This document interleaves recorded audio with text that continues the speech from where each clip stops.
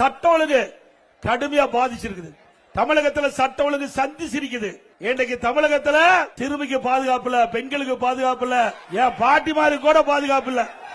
கேவலமான ஆட்சி. உண்மைதானே? ஆக இதையெல்லாம் தடுத்து நிறுத்த வேண்டும் என்றால் அதிமுக ஆட்சிக்கு வர வேண்டும்.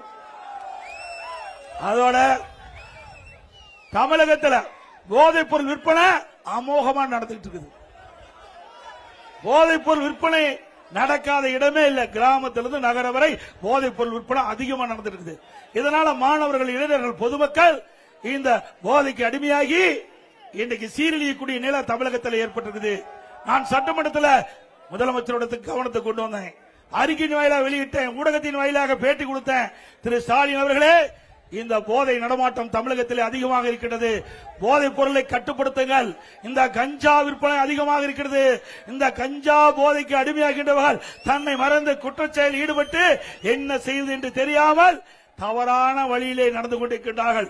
கொலை, கொள்ளை, திருட்டு, வழிப்பறிவு, பாலியல் கொடுமை நடப்பதற்கு காரணம் இந்த கஞ்சா போதை ஆசாமியால். ஆகவே அப்படிப்பட்ட நிலைமை தமிழகத்தில் நிலவிக் கொண்டிருக்கிறது. அப்படிப்பட்ட ஆட்சி தொடர வேண்டுமா? நல்லாட்சின்னா எடப்பாடியார் தான். வாக்களிப்பீர் இரட்டை இலைக்கே. தேர்தல் நாள் 23 ஏப்ரல் 2026.